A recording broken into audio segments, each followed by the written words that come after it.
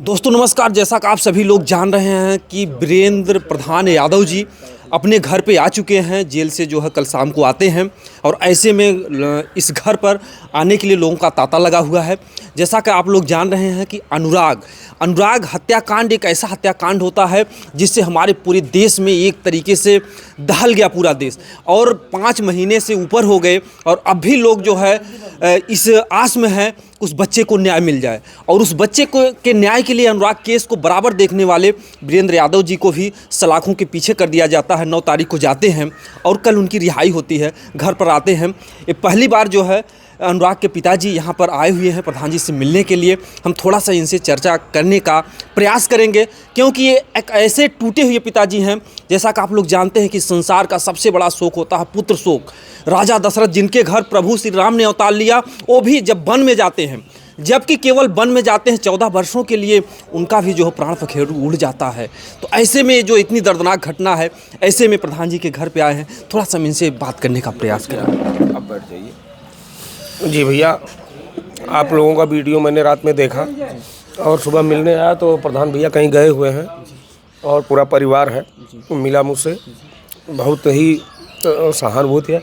ऐसे मामलों में भैया ना कोई बोलता नहीं है, लेकिन हमारे प्रधान जी बोले हैं, खुल के मुखर विरोध किए हैं। तो मैं मिलने आया था, अब संयोग बस वो नहीं है, कहीं चले गए हैं काम से, सुबह सुबह ही निकल गए, तो मुलाकात नहीं हो पाई।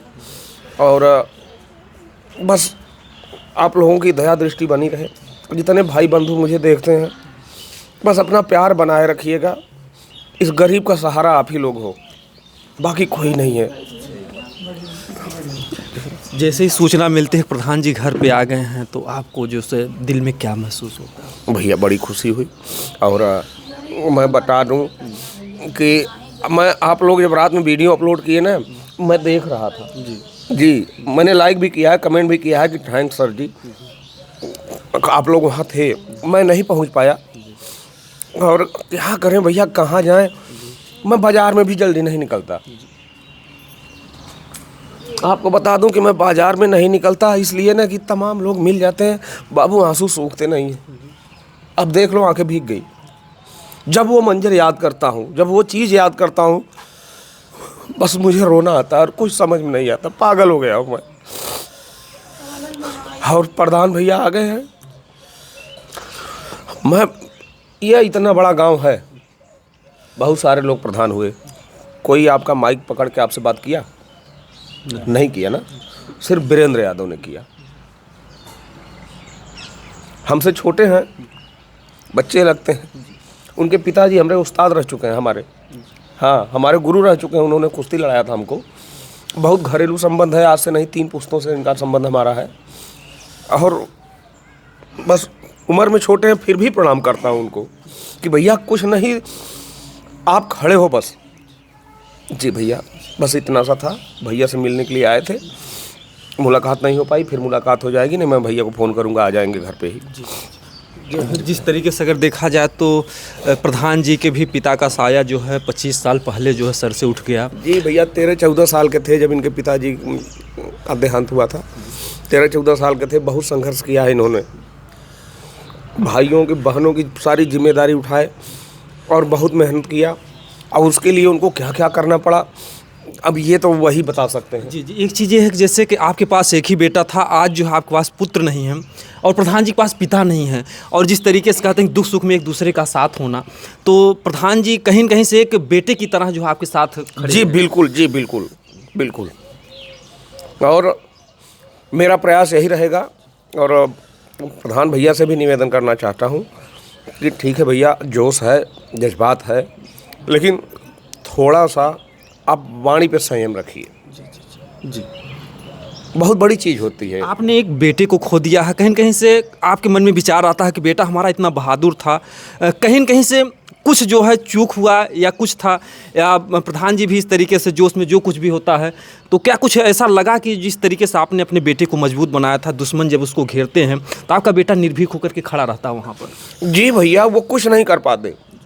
आपने देखा, मैं फ़ोटो दिखाया ना, इतनी कम उम्र में 6 पैक निकलना मजाक बात नहीं होती है। मैंने बहुत त्याग किया था, मैंने बहुत खर्च किया था, उस लड़के ने मेहनत किया था इतनी सी उम्र में। फ़ोटो दिखाया ना मैंने आपको, कहीं कोई जिम करने नहीं जाता था, सारा चीज़ मैं घर पे ही करवाता था, और किसी हीरो के जैसा मेरा बेटा था, उसकी शरीर भी वैसे थी। लेकिन उसने थोड़ा सा बुद्धिमानी नहीं दिखाया। अगर वहीं से भाग गया होता जब 4 लोग उसको घेरे, तो मुस्कुरा के खड़ा था। वो जानता था कि ये 4 लोग हमारा कुछ नहीं कर पाएंगे। इतना था कि 4 लोग कुछ नहीं मारा। हाँ भैया, नेशनल इंटरनेशनल खेलने वाला, और वो भी डिफेंस खेलने वाला खिलाड़ी, मजाक नहीं है। नेशनल इंटरनेशनल मेडल ऐसे नहीं आते हैं बाबू। मैं उसको प्रैक्टिस कराता था तो मैं संभाल नहीं पाता था।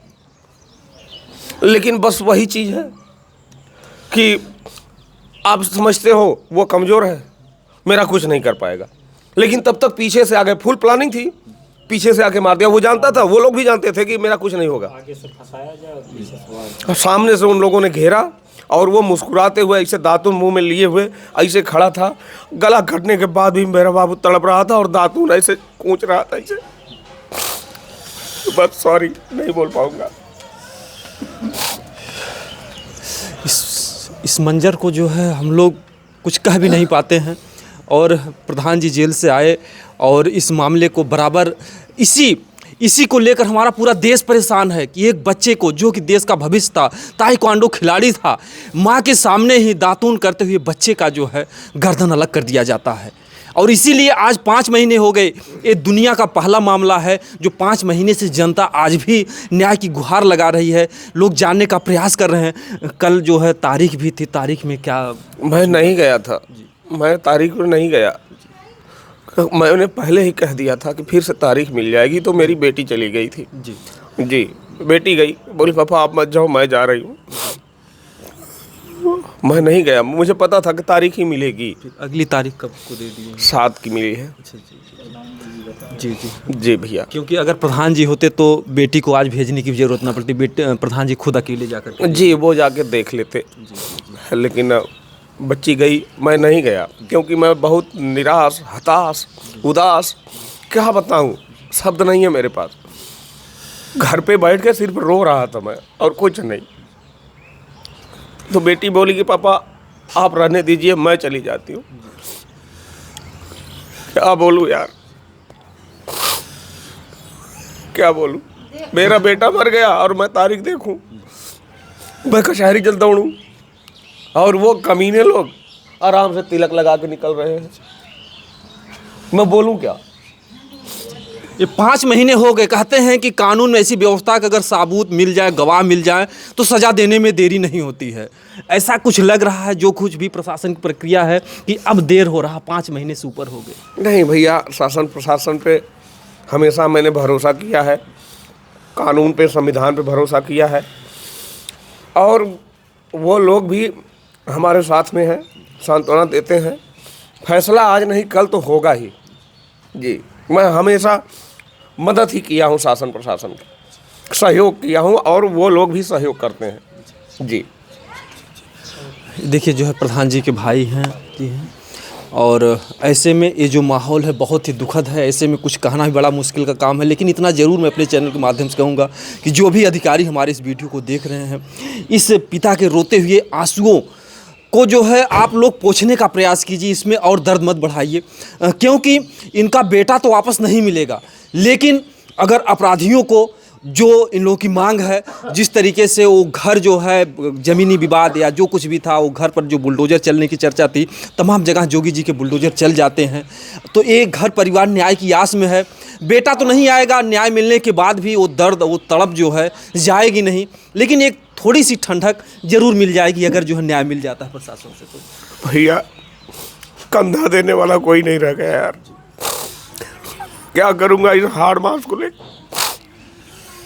तो आप लोग जो है, अगर आप लोग जो भी अधिकारी हैं, अगर वीडियो देख रहे हैं, आप लोगों के पास भी घर परिवार होंगे, इस पिता के दर्द के जो आंसू बह रहे हैं, इसको पोंछने का प्रयास कीजिए। बाकी आप लोग इस वीडियो को ज़्यादा से ज़्यादा शेयर कीजिए, ताकि जो है फिर किसी अनुराग का गला ना कटे, हमारे किसी देश के किसी भविष्य का इस तरीके से नुकसान और क्षति ना हो। जय हिंद, जय भारत।